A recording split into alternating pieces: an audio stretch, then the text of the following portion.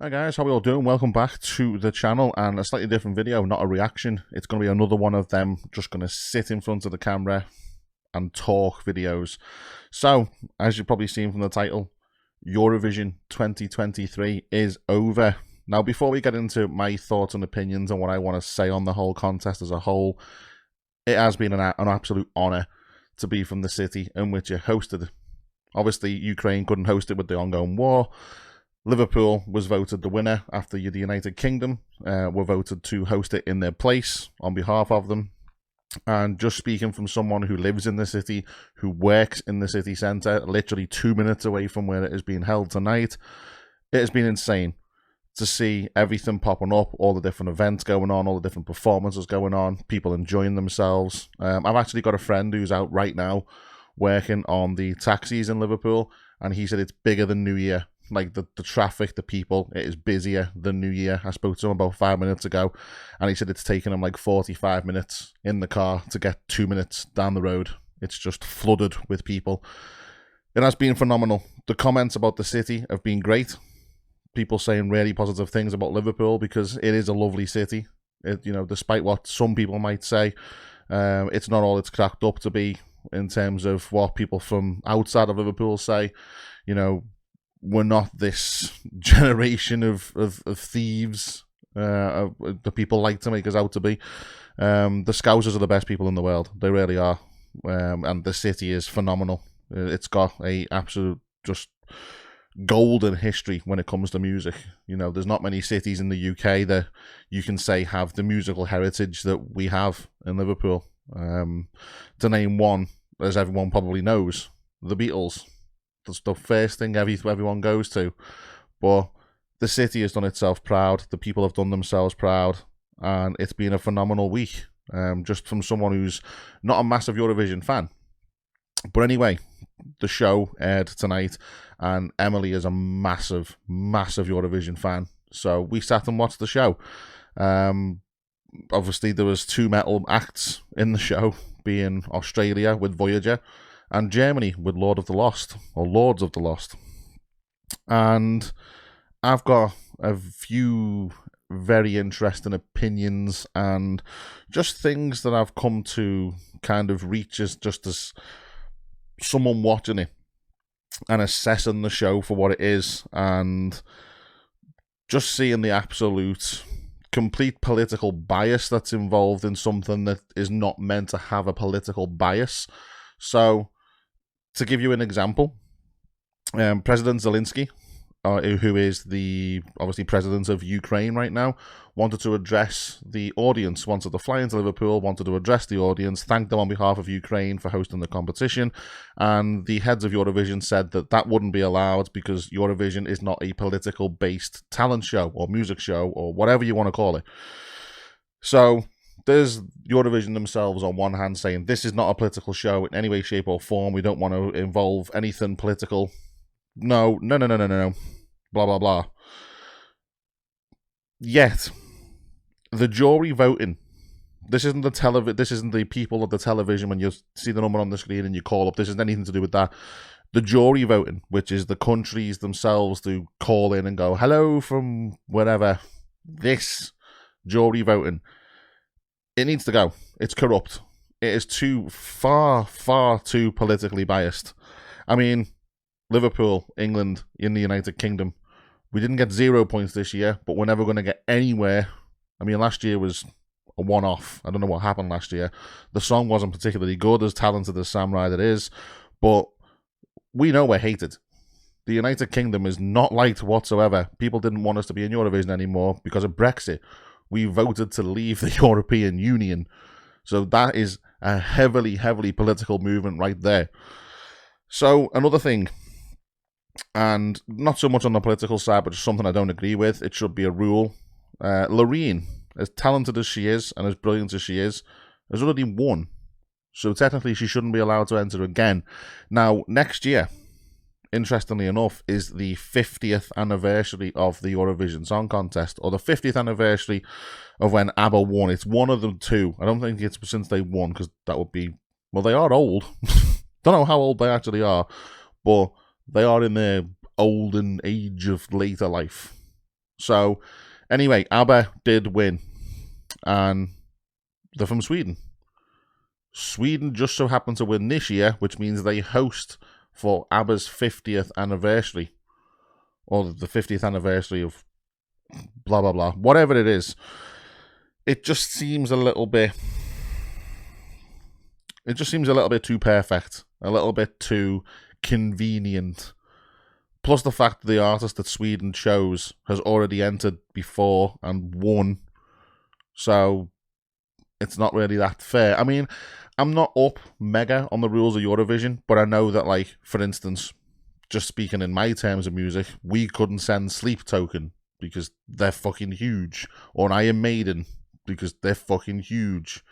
The same way Australia couldn't send Parkway Drive or Error or Make Them Suffer or something like that. Not that they possibly do that well because of the style of music, but just speaking in terms of, you know, popularity, big famous artists and stuff like that. I know there's a certain rule of you can't be too famous. You can be known to a point, which was interesting because Italy, I'm starting to speak like Graham Norton now. Italy's entry tonight is a multi-platinum selling artist.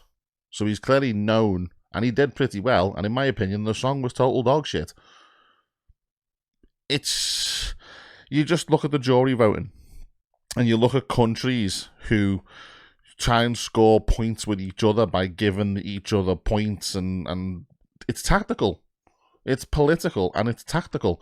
I mean, Ireland gave us fuck all, I think. Did we get, if we didn't get nothing, I think we got 4 points, I think, maybe, off Ireland. No, I'm not saying that they should give the UK 12 points because that would be political. But it's just interesting to see how hated we are across Europe, the United Kingdom. I mean, our song wasn't bad. It wasn't great, but it wasn't as bad as certain songs have been over the past years. But the whole contest as a contest, if we score it purely based on musical talent, as a music contest, there was a couple of artists tonight that deserve to get fucking nothing. Like Croatia being one, I think they got points for being comedy based. Based on raw music talent alone, I agree with Israel getting points. She was a phenomenal vocalist. Again, Loreen is good. She's phenomenal, but she shouldn't have been there in the first place to be phenomenal again. Finland, incredible. Got a massive percentage of the public vote, but just fell short. Just short enough. It just almost seemed as if the favourites were just behind Sweden, and it was set up for that big dramatic finish where Sweden would get all the points at the end. And I don't want to come across as being a dick or a music snob or anything like that, because Loreen's song was really good. I mean, it was. She's a phenomenal artist, but she is definitely known now. She's an ex-winner. In my opinion, I think the rules should be changed. If you win it, you don't enter again. You can perform as like a guest artist or something and be like, yeah, and I won it. Look, you know, I'm still supporting the contest. But don't enter, because it just doesn't sit right with me, to be fair. I mean, I think Germany were robbed. They were absolutely robbed. Now, I understand they're a metal act. I understand there was screaming in the song. I understand that's not going to be for everyone. But you look at the European countries that give them 0 points. Just absolutely nothing. They weren't even considered. And the public vote as well was dodgy, to say the least. They got no points. And these are countries that have got massive metal names, that metal music is the daily norm. I mean, in the UK, we are very much of a night time when people are in bed. You don't want to listen to that stuff. We don't like that kind of thing. Not me personally, just the UK radio people. It's got to be this new radio mainstream friendly stuff. But Australia were very, very good, and they also did a lot better than to be kind of expected. Australia are a strange one, because they don't really get involved politically, and people still vote for them, but they don't vote for them enough. They're just kind of, you can have a couple of points because you're pretty cool and you don't really get involved, you don't really do anything. It's a strange one. It's a music contest. It should be based and judged purely on musical talent, and it's not. It's a political music show. It's a performance where countries can score points with each other and go, we have gotten on against you. It's 12 points. We like you, really. But I just think some of the acts tonight, just the main one again, and I'm going to keep on saying it, and I'm not saying it from a point of hatred. I'm not saying it from a point of disrespect. Loreen is a phenomenal artist. She's got an unbelievable voice. Euphoria, that won a couple of years ago, was a fantastic song. The song she performed tonight, in my opinion, not as good as Euphoria, but still a fantastic song. And it was just, I think it's just set up. I think it is really just a point scoring system for countries to kind of make amends with each other in a way. And, politics shouldn't belong in music in this kind of way. I always say people can say what they want, people can express themselves through music. A lot of music is heavily political based in terms of messages sent and in terms of the lyrics, but that's a totally different spin on. It's different than a metal band basically saying like, fuck this party or fuck this or fuck that, or, we don't agree with this, and expressing their thoughts and opinions through their music. And it's a totally different aspect of countries scoring points with each other and being like, we're mates with them, so we'll give them points, and we're mates with them, so it doesn't belong in music. That kind of politics should never become involved in music. It is a song contest. It's in the title. Eurovision Song Contest. And, I mean, just from the United Kingdom's perspective, like I said before, we will never, ever win a Eurovision Song Contest purely because of Brexit. I think we got 0 points the year we left. And, I mean, again, the song choice from the UK is always god-awful. Minus this year, which wasn't bad, and last year, Sam Ryder, fair play, very, very good, very talented guy. Hence why we hosted it this year. But we will never win. We will never, ever win again because of the political bias. And it's wrong. It's something that I think will continue forever. This is a huge event. It draws a huge crowd. It makes a phenomenal amount of money, so there's no chance it will ever stop. Because in that respect, it's a business. It is a tourist-driven business, so whatever country hosts it. Liverpool itself. Liverpool this week is, I imagine, bar owners and pubs and things like that have made an unbelievable amount of money this week. And that's lovely. It's nice to see. People still need that money. They're still recovering after lockdown.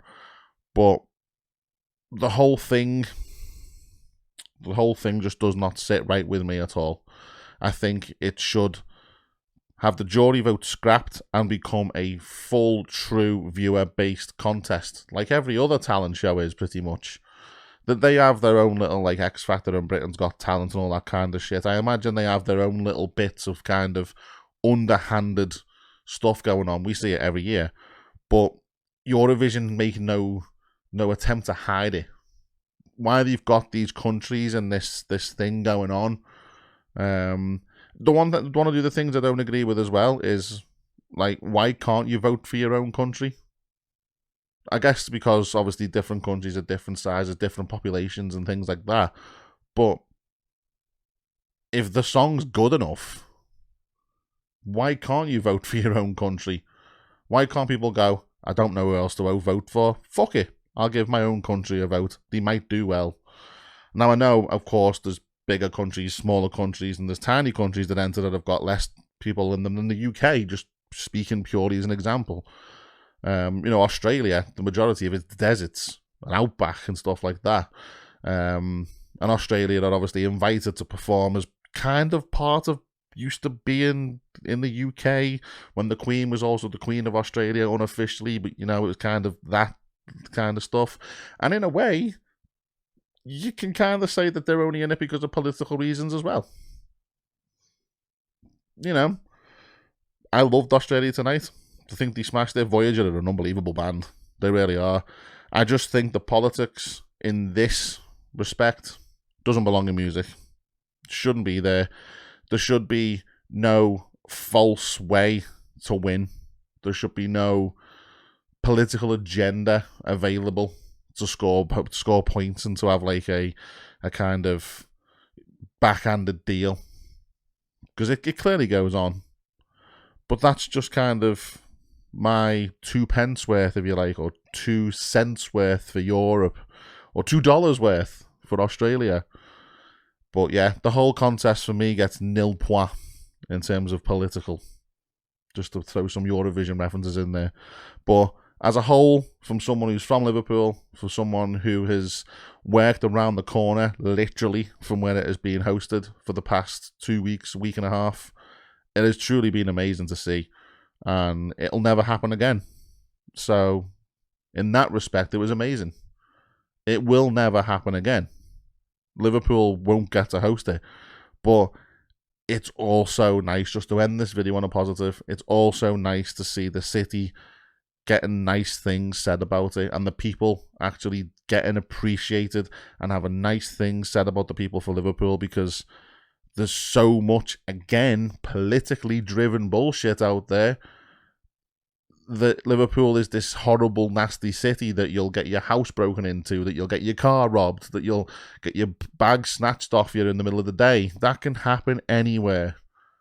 It really can. It can happen in any city, in any street, in any part of the country, no matter where you are. If you just happen to be in the wrong place at the wrong time, you could be a victim of that. But over the years, there's this big stigma that's being drawn up about Liverpool as it's this disgusting city, that it's a nasty, dirty city, that the people are horrible. And a lot of celebrities have had their eyes well and truly open this week. And the owners and the organisers of Eurovision have said themselves, it's quoted, that they wish Liverpool could host the competition every single year because it's been phenomenal. And it has. And that means a lot to me as a music fan. It means a lot to me as someone from Liverpool, as a Scouser. And it's just been an absolute privilege to witness it and to walk through what is Eurovision Village every single day for the past week. But politics is a thing. It's a nasty thing. It's a thing that we will never escape. It doesn't belong in music. It doesn't belong in a song contest. And that's just my kind of opinion on it. So I will leave it there, people. Thank you very much for watching. Let me know what you think. Put your comments down below. Let's have a bit of a debate about this. I'm all ears.